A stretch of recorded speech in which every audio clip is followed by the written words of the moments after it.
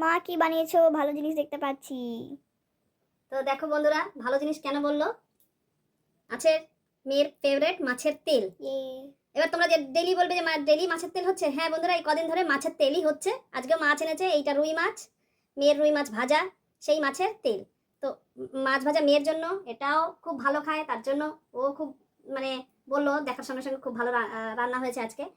আর আছে বরবটি, এটা পেঁয়াজ রসুন টমেটো দিয়ে একটা গামাখো তরকারি।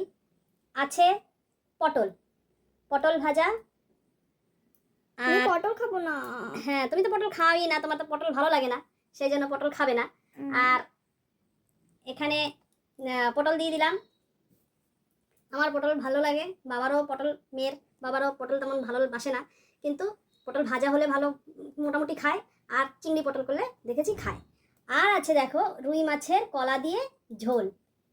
তো এই আজকের রান্না সব।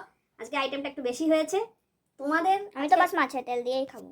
হ্যাঁ, শুনলে তো, মানে ওর মাছের তেল হলে আর কিছু লাগে না। ঘিও ভালোবাসে, এই দুধও ভালোবাসে, মাছের তেলটা ভালোবাসে, মাছ ভাজা পছন্দ করে, ঝোলে ডাল, ঝোলের মাছ খেতে চায় না। তো তোমাদের আজকে কি হচ্ছে লাঞ্চ মেনুতে অবশ্যই কমেন্ট করে জানিও।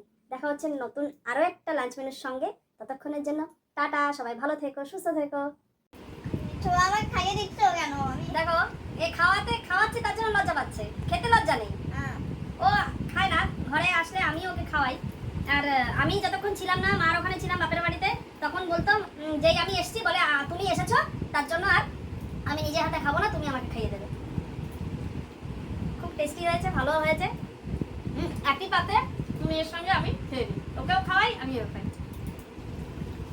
খেয়ে নাও এবার।